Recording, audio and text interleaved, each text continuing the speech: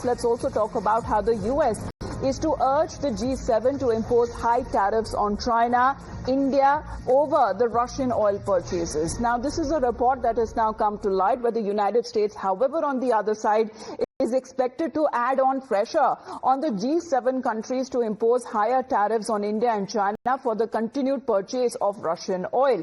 As far as citing that America's good cop, bad cop, this seems to be as far as when it comes to the stand that has been taken. As far as trade deal is concerned, well, that seems to be pushed forward, but India's continued purchase of Russian oil seems to be what the statement that was made by President Trump, saying that that is a concern, that he doesn't like what India is doing. However, there has been series of provocative statements that has been made by their own leaders and advisors. But let's understand this a bit. Srinjoy, China being the biggest purchaser of Russian oil, followed, as we talk about, India also being one of them. But when we talk about these steep high tariffs, it is what is being put on India, not on China. So how is America now playing a good cop, bad cop deal?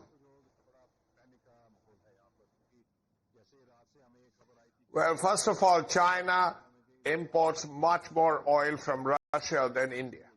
And India, before the war, did not import much oil from Russia. The reason why India is importing oil is the war itself. So President Trump talks about ending the war in a day.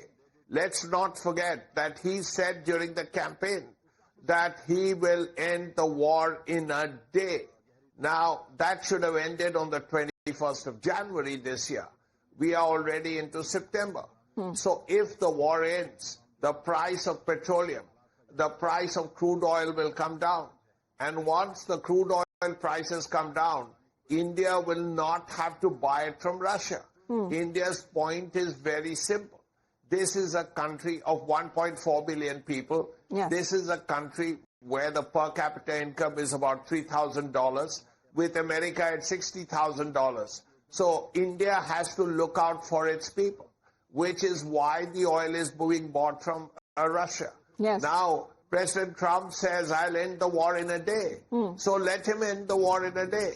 Let him end the war in a week. Well, there has been a lot of back and forth statements that have also been made by the President of the United States. Remember him sharing the pictures of the presidents of Russia and China and the Prime Minister of India, saying that they have lost Russia and India to deepest, darkest China. However, there seems to be a change in stance, saying that all is well as far as India is concerned and the trade deal would be signed very soon. But there